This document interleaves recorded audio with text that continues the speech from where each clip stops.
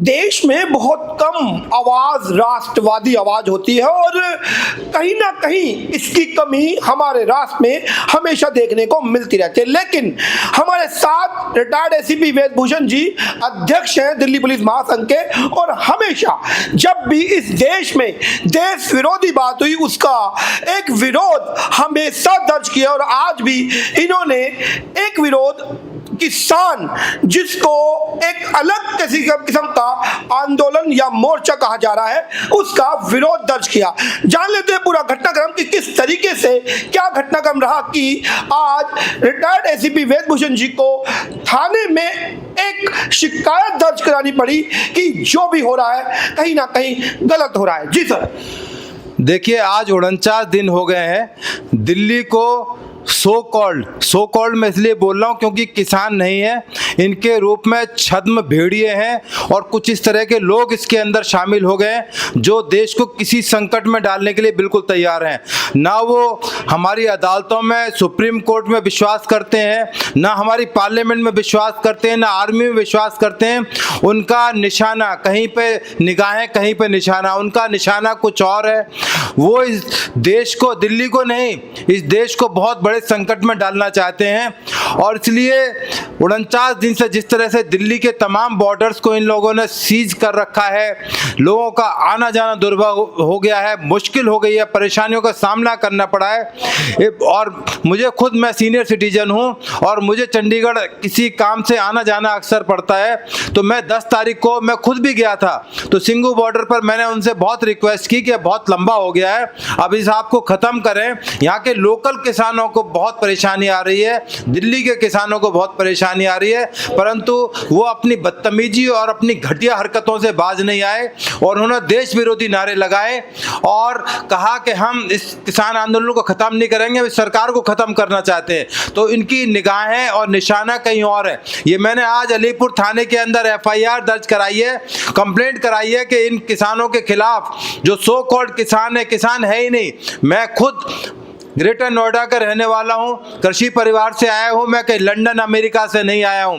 और इस देश में जितने हमारे साथी पुलिस वाले हैं, आर्मी वाले हैं, 95% कृषक बैकग्राउंड से आते हैं, किसान परिवार से आते हैं। तो इसलिए ये कहना कि हम ही किसान हैं और बाकी हिंदुस्तान में कोई किसान नहीं है, बिल्कुल गलत है। पर जिस तरह से आप हमारी कोर्ट की अवमानना करना चाहते हो, बेइज्जती करना चाहते हो, सम्मान नहीं करना चाहते हो, तो वो भी टाइम आएगा कि आप इन सड़कों से 1 मिनट भी नहीं खड़े हो पाओगे, आपको भागना पड़ेगा दुम हिलाकर। और जो मेरी रिक्वेस्ट है भारत सरकार से, माननीय गृह मंत्री से, दिल्ली पुलिस से और तमाम सीनियर ऑफिसर से कि इस अविरोध को तुरंत हटाया जाए। जो हजारों की तादाद में ट्रैक्टर वहां आ गए हैं, करोड़ों रुपए के टेंट वहां पर लगाए गए हैं, सुबह से शाम जिस तरह का खाना खाया जाता है। मैं आपके चैनल पर बड़ी जिम्मेदारी के साथ कहता हूं, कुछ ऐसे किसान लीडर्स हैं जो रोहिणी और सिंघू बॉर्डर के आसपास जो होटल्स हैं, यदि आप वहां पर नज़ारा देखें शाम के टाइम, जो बड़ी बड़ी गाड़ियां खड़ी होती हैं,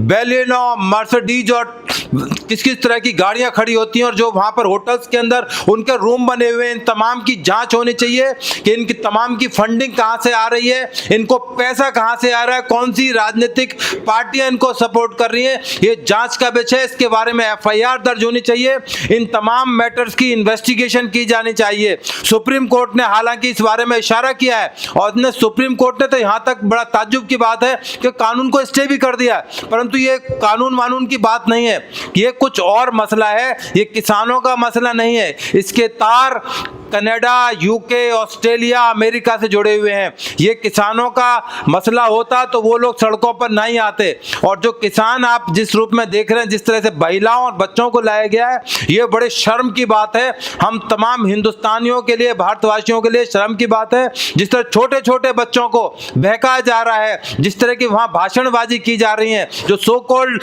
लीडर्स हैं जिनके नाम मैंने FIR में लिखा है, आप इनकी बैकग्राउंड को जानें, इनके खिलाफ किस तरह से FIR दर्ज हुई है, UAPA के तहत इनके खिलाफ मुकदमे दर्ज है। तो ये क्या लीडर हैं? ये लीडर नहीं है। मैं यही आप लोग से कहना चाहता हूं, इस सारे प्रकरण को समझिए। अब ये एक्सपोज हो चुके हैं, ये नंगे हो चुके हैं, इनका नंगा खेल सब हिंदुस्तान के सामने आ गया है। आने वाले टाइम में देखिए होता है क्या। बड़ा बड़ा ही ताज्जुब की बात लगती है कि कोई आंदोलन ऐसा भी है जिसमें पैरों की मसाज के लिए मशीन है, पिज्जा बनाने के लिए मशीन है, हर तरह की वो 5 स्टार सुविधा। और एक बात और, मेरी जब सर से बात हुई तो सर ने कहा किसी होटल में आप एक बार जाके देखिए, तो मैंने सर से एक ही बात कही कि सर ये किसान नहीं है, किसान नेता है। और जब नेता साथ में लग गया तो फॉर्च्यूनर और स्कॉर्पियो गाड़ी तो बनती है जनाब। लेकिन यदि आप कीजिए, कोई मनाही नहीं है, लेकिन यदि राष्ट्र विरोधी बात करेंगे तो राष्ट्रवादी लोग भी जिंदा है। और आज जो शिकायत दर्ज हुई है, यदि ये एफआईआर कन्वर्ट हुई तो शायद आपको इस देश में जगह नहीं मिलेगी। कन्वर्ट भी होंगे, ये एनएसए के तहत जेल जाएंगे, महीनों सालों जेल में रहेंगे। ये जो सो कॉल्ड लीडर हैं, बड़े बड़े टेलीविजन पर आकर बड़ी बड़ी बातें करते हैं, जिस तरह से किसानों को भ्रमित किया जा रहा है। क्या किसान पंजाब के अंदर ही हैं? क्या किसान केवल यूपी के, वेस्टर्न यूपी के अंदर हैं? क्या किसान केवल राजस्थान के अंदर हैं? किसान क्या जो हमारे बाकी स्टेट हैं, वेस्ट बंगाल है, केरल है, तमिलनाडु है, क्या वहां किसान नहीं है? क्या वहां खेती नहीं होती? तो इसलिए मैं कहता हूं कि ये इसका निशाना कुछ और है, इसके तार कहीं और से जुड़े हुए हैं। इन तमाम चीजों की जांच होनी चाहिए, ईडी से जांच करानी चाहिए, सीबीआई से जांच होनी चाहिए, आईबी को इनके ऊपर निगाह रखनी चाहिए कि इनकी क्या एक्टिविटीज हैं, किन लोगों से इनके तार जुड़े हुए हैं। और जल्दी ये एक्सपोज होंगे और ये जेलों के अंदर जाएंगे और इनकी कोई सुप्रीम कोर्ट भी इनकी बेल नहीं लेगी। जब हमारी अदालतों का सम्मान नहीं करेंगे तो मैं अदालतों से रिक्वेस्ट करूंगा कि ऐसे लोग बेल के हकदार नहीं है, ये वैशी जानवर हैं। और इन जानवरों के लिए केवल एक है, वो है शिक्षा, तिहाड़ जेल का शिक्षा। तिहाड़ जेल के पीछे होने चाहिए तमाम लीडर।